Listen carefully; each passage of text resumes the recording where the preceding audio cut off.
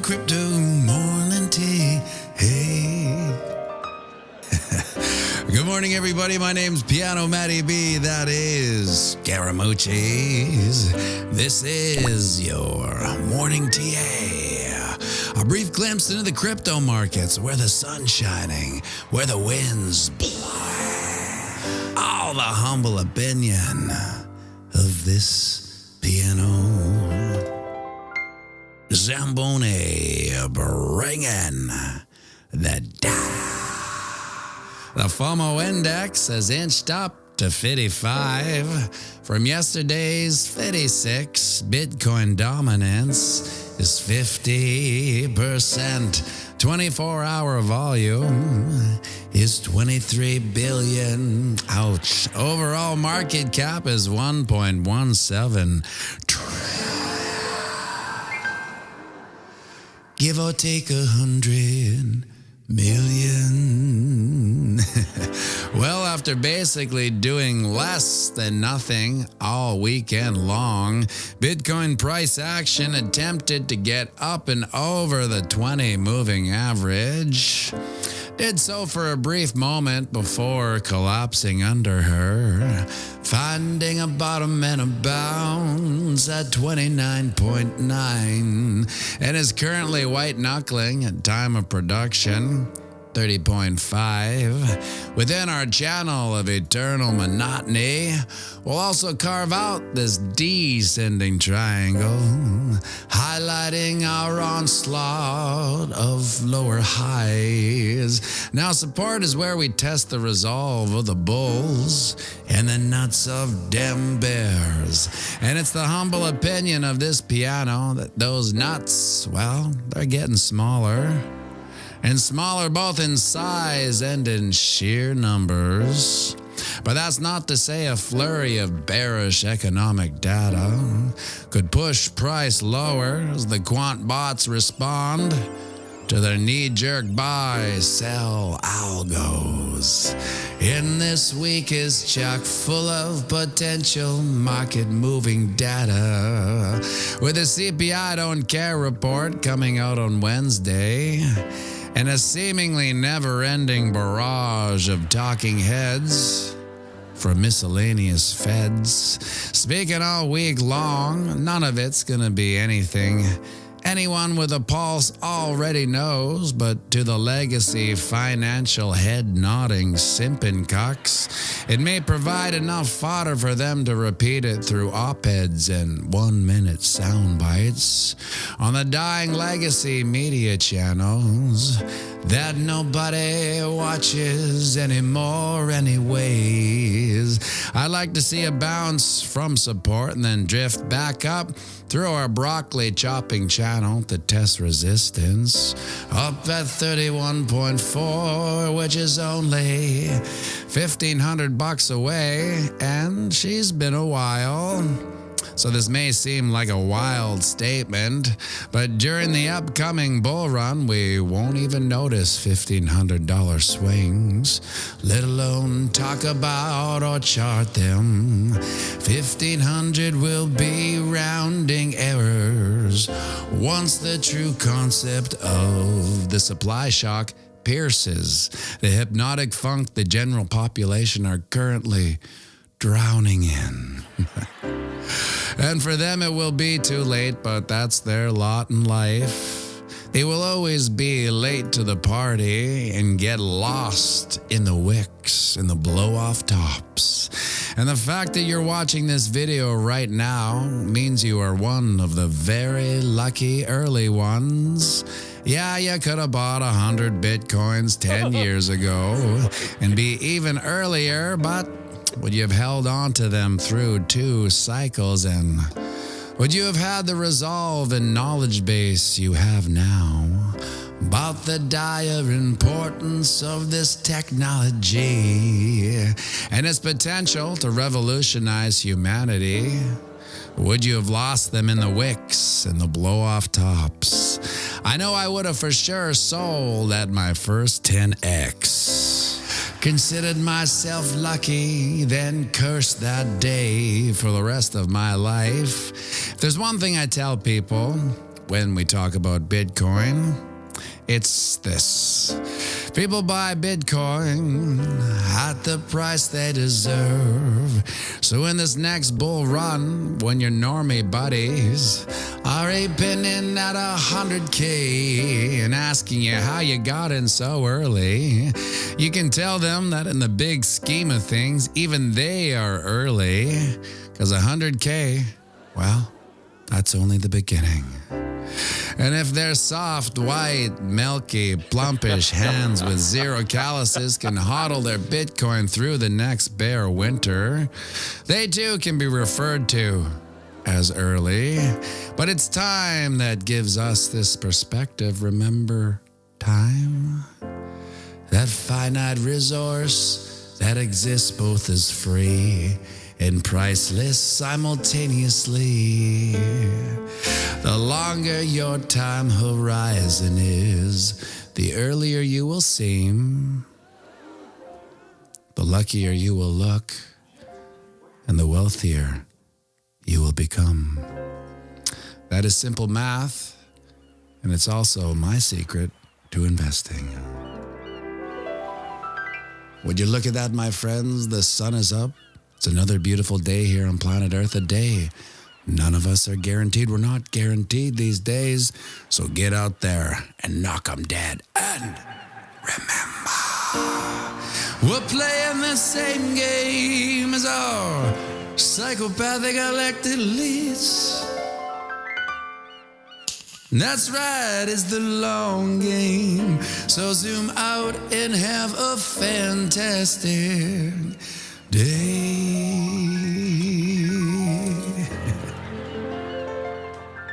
And we'll be going live right away, so grab yourself a coffee and join me for a quick one. And sing it with me, won't you? I'll run the banks of boom to spank, Bitcoin, crypto, morning tea. Hey, whoa, a ching.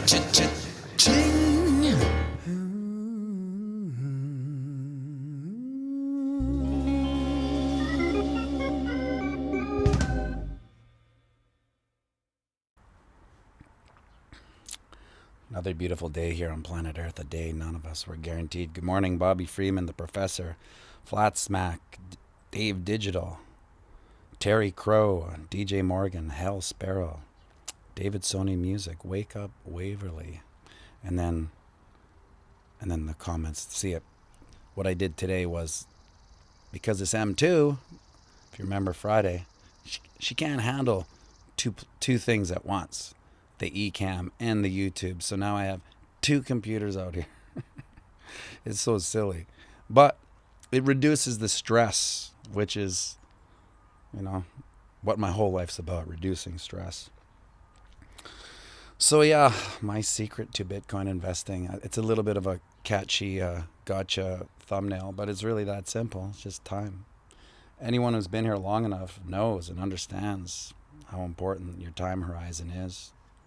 The longer you have, the longer you're in the markets, just the wealthier you become. It's that simple. I know a lot of people they think of Bitcoin as almost like a get-rich scheme, as I did when I first kind of looked at it, because I hadn't really interpreted its true value proposition.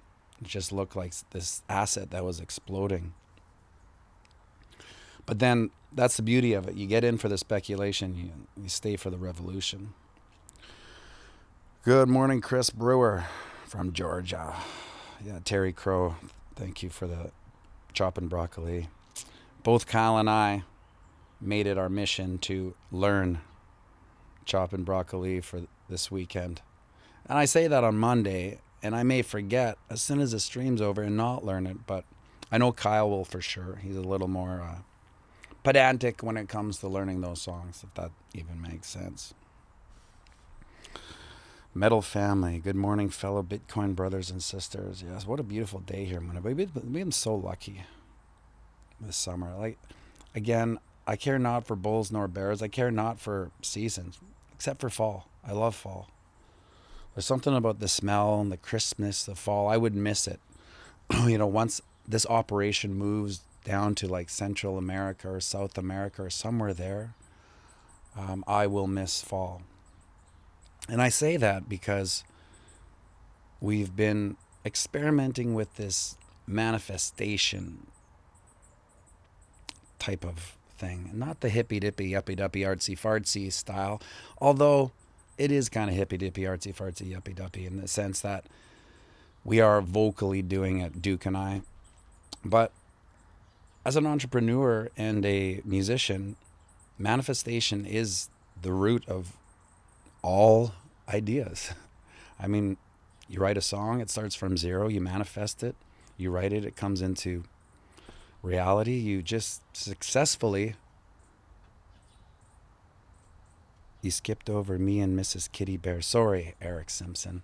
You see, on this secondary Mac, I only can only read so far. I gotta enlarge it so I can read it, and then I cut some off. So I apologize.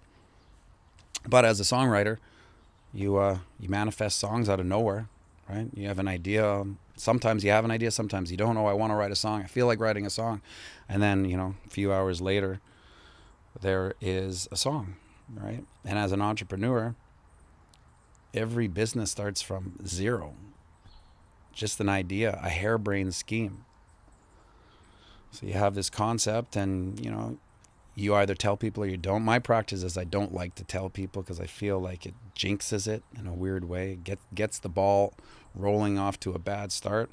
But then you manifest it every day. You put in work. The proof of work to an actual business is insane, and then you manifest it. So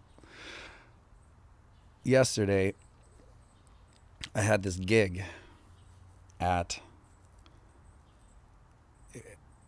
like an arcade. It was like a movie theater that's a mega arcade or anything. It's definitely not the most glamorous gig I've ever done. But because we've been manifesting this idea, so Duke and I will stop every hour and we'll say, it's a warehouse. It's subdivided into podcast studios, a green screen studio, a gaming studio, centralized within a kitchen. There's a deluxe kitchen with all these crazy ovens and blah blah blah, and then there's a music studio that opens up into a live audience where people can watch the live stream outside, of course, nice hot tub, little cold bath, etc., etc. So we've been doing that just to manifest the idea from zero to wherever it may be, as long as we keep doing the proof of work. So Duke has always been saying to me, I want to go to these arcades, and I don't like him playing video games, and I don't like to be part of like bringing him to arcade. Although I understand how fun it is, but I usually say, let one of your aunties or maybe your grandpa take you to these things. I'll stay out of it. And then he's like, well, what? How can I convince you, so to speak? Like he's basically trying to get me. I go, listen, the only way I'm going to do it is if someone pays me to go there. It's the only way I'm walking into a movie theater or an arcade, because I don't want to have anything to do with either of them. Movies are all brutal, and arcades are a waste of my time, in my opinion. And so when I got offered this gig, basically it was like the manifestation of me saying I'll only go if someone pays me. So here's someone paying me to come play piano in the middle of nowhere. Like it was the most weird setup. I should have took a picture because it's almost heartbreaking where it was situated, just in the middle of nowhere. And there it was, the manifestation of someone paying me to take Duke to an arcade. So I played the gig. He got 2 hours of unlimited video gaming, which is awesome for a little kid. I remember we used to have those, but they weren't on a card. It was just every video game was set to like blah blah, like just you can press start and leave, right? But at the same time, no one cares about video games and those things, because if you don't like it, it's like you just walk away. So anyway, there was the manifestation of that first idea. Someone paying me to take Duke to an arcade. And the gig was heartbreakingly quiet. I mean, the PA they provided was whatever. But it actually was a pretty interesting gig, because when I was playing the second set, there was a couple of young kids there that started requesting songs. And to me, if I don't get requests, I don't know really what to do anymore, because I'm so used to the live stream where people request and it keeps me going. And one request will lead me down another avenue of, interest, so to speak. And so these kids were requesting, and they requested Queen. And normally I wouldn't do Bohemian Rhapsody in a venue like that, because it's just kind of like a little bizarre. But I did. And as I started, the movie theater kind of came out. So there was probably 100 or so people there. And it made the sound, it filled up the sound because they were absorbing it. It wasn't so echoey. And so it turned out to be a super enjoyable gig, and the first manifestation of that thing. So will we see the creator content warehouse come to fruition? I think so. I believe as long as you do the work, right, and you enjoy doing the work, which I do, those things will come. On a crypto note, this weekend with the CPI Don't Care coming out on Wednesday, the past 6 months of CPI Don't Cares have been nothing burgers, right? So who knows? Oh, there's the ghost of Dick Duck. One of these CPIs, one of these FOMC meetings will be the catalyst that will look back and think that was where the bull market really took off. Is it this Wednesday? I don't know. It feels like it's a powder keg, in my opinion. Like everything's coming together from this institutional FOMO. Although, good news, bad news, like I said in the last video, it's hard to trade it anymore, because good news is bearish, bad news is bullish. I just saw Duke in that video because it's 10 seconds too late. Hong Kong from Windsor, Ontario. Welcome, Armin Clark. Thank you, Robert Kennedy. Wish you and yours a great morning. Yes, so that's about it. Did I have something else to say about the market? Yeah, all the talking heads. The Fed heads will be doing their... sometimes I think that they're on the hook. Part of their agreement is they have to do these meetings. They really talk about nothing that we don't already know, but it knee jerks the market into something. The pushes. However, until we actually start kicking into the bull market, we're just going to be reverting to the mean, unless we drop below 30K. I think 30K and we close below 30K. I think we might be back into that channel, but who cares? As long as you have a nice low, long time horizon, doesn't really matter where it is. Top of the morning, good sir, Flip a Frank, bullish on parade, Sneaky Pete, vaporizers. Yes, in Vancouver, Canadian. That sounds like there's a few Canadians on this stream this morning. That's nice. Let's get Duke Duck in here to sing us out, shall we? Duke's going to another camp this week at the university. I think it's sports sampler or something. But I put him in the older crowd. It was like 5 to 8 or 9 to 12, and he's 8. But I don't want him to be with the 5 to 8 year olds. Hi, buddy. Oh, what are you reading? I'm reading Big Nate. Can't you see the cover? Get the all new Big Nate. Are you shilling that book for everybody? Yeah. Well, can you sing the good people out on this glorious Monday morning? It's really not a question. It's more just like, now's the time to sing them out. Here, let me close that book for you. Okay, give her, buddy. Hey, there's Fibonacci. Can you see the Siamese cat? That's Fibonacci. The psychopath, half Siamese, half ragdoll. Really is the weirdest cat. No, it knows the handle, the door handle. So that's the next kind of level, intellectual evolution. And not really, I don't really like it. Okay, Duke, let's sing them out, buddy. We're playing the same game on ya. Psychopathic elected elites. That's right, it's a long game. So zoom out and have a fan fantastic day.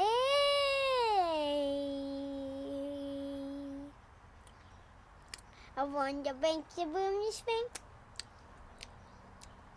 Bitcoin, crypto, morning. Wait. Uh-oh, what? What are you doing? You picking it up?